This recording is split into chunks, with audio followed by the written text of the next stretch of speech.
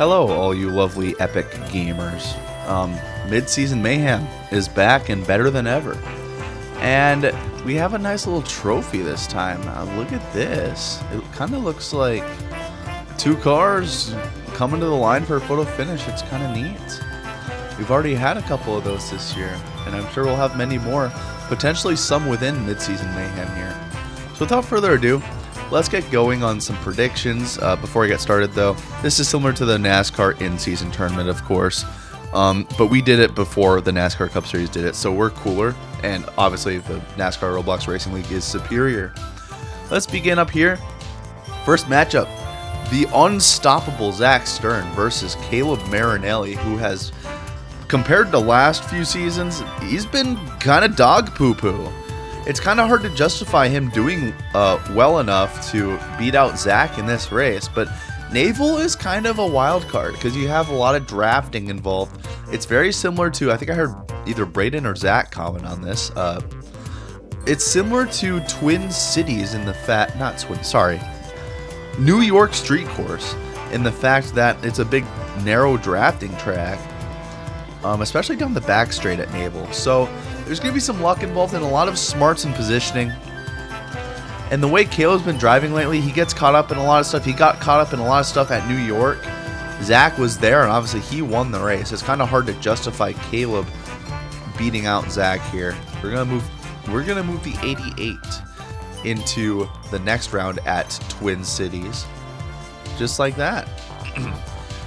So let's check out this next matchup. This is Seth Peters versus JD Fatal. Oh, that's cool. I'll get rid of that. I love that PCA got re-signed to the Cubs. That's awesome. But anyway, Seth Peters versus JD Fatal. Not JD Humble. My goodness, I'm stuck in the past. Sorry, gamers. So Seth has been off to a rickety-rockety start, and JD Humble on the other end, he's been going to town. He finishes 3rd and 4th, and I'm kind of piggybacking off this New York Street Course and seeing how that went, and JD performed well. Seth was also up there though a good amount of the time. I think led a good amount of laps, I believe, question mark? Probably not. But he was up there. He fell back but was able to recover at least a time or two. And you know, man, JD, it's like low-hanging fruits, but I think Seth is going to actually get the job done here. I think Seth Peters is going to realize he's been crap-talked too much by the likes of Zach Stern and basically all the star drivers because they like to shit on him. I think he's going to turn some heads and get to Twin Cities over JD. And there's also a good chance JD just doesn't show up. We'll see. Alex Nrrl versus Caden Bishop. Caden Bishop has been kind of butt cheeks. Alex Nrrl is hungrier than ever for a win. I mean, he is going to be furious and fuming, and there's no way he finishes below Caden, simply put. Braden Branham versus Clover Styles. Now, Clover Styles' internet still might be out in a week, so unfortunately, yeah, that would be tough. Speaking of tough, Braden Branham's pretty tough. We'll move him to Twin Cities. That moves us to the other side of this bracket. We have Carter Jones, myself, versus Quinn Jagger. Now, here's the thing about Quinn Jagger. Quinn Jagger probably likes fire trucks and dogs. I don't know what that has anything to do with this, but what I do know is that I'm pretty good this season. However, I finished 14th in that race at New York after being the defending winner. So honestly, I think this is where I start to fall off for good. I'm just going to fall off a never-ending cliff. Quinn Jagger is going to move on in an upset in round 1. Quinn Jagger moves on to Twin Cities after I probably hit every wall in qualifying. Let's move on here to Justin Ricci versus Raven Dagan. It looks like the Boston Bruins game started. I'll have to catch that later on. Ricci versus Dagan. This is very intriguing. Justin just won at Louisville.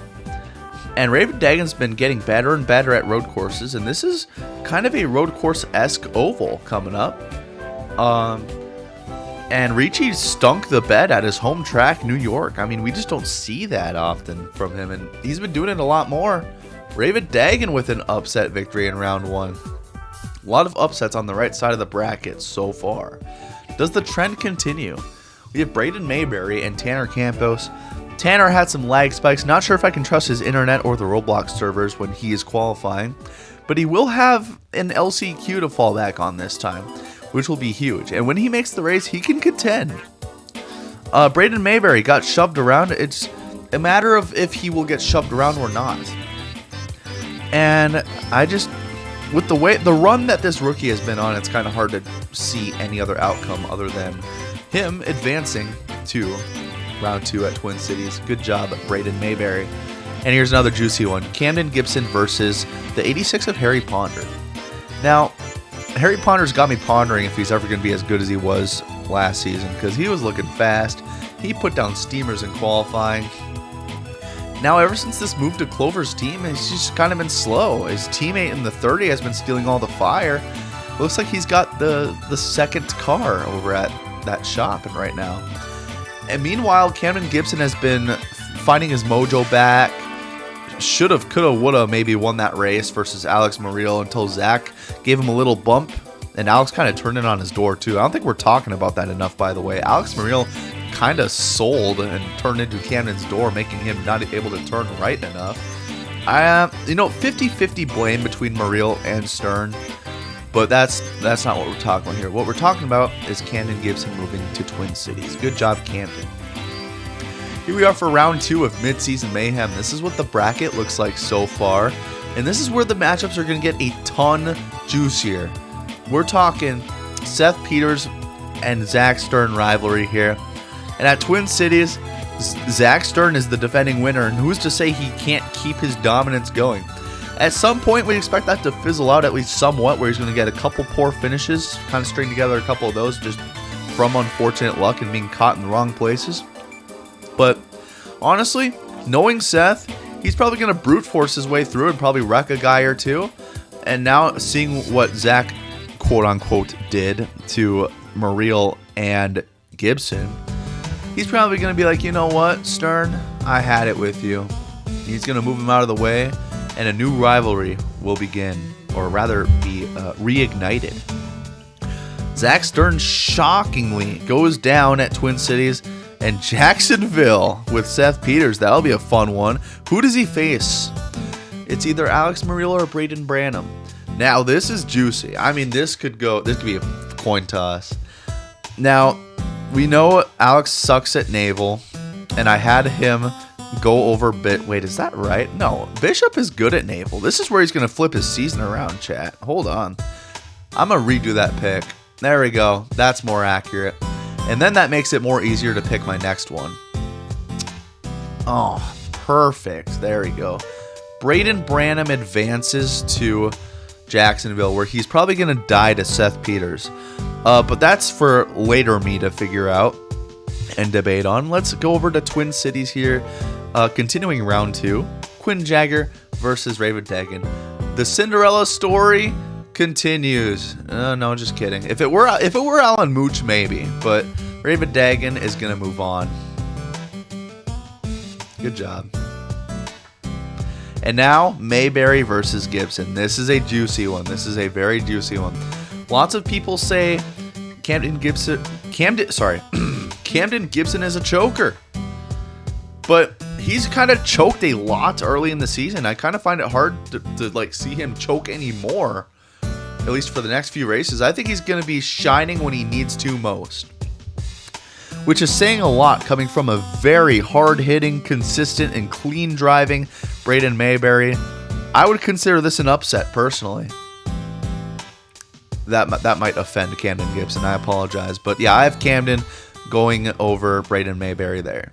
So with that, we have the 8 seed, the 5 seed, the 10 seed, and the 6 seed remaining. This is interesting, I must say. So Jacksonville, we got Seth Peters versus Braden Branham. As you guys guessed, Seth Peters, Jacksonville. It's like milk and cookies, you know?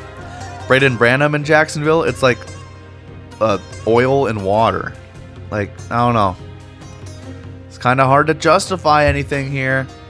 I think Seth Peters is going to the championship round, which I know none of you saw coming. Like, usually I have Seth out round 1, but I think he's got something to prove here. I think he's going to find some momentum in the season at the right time.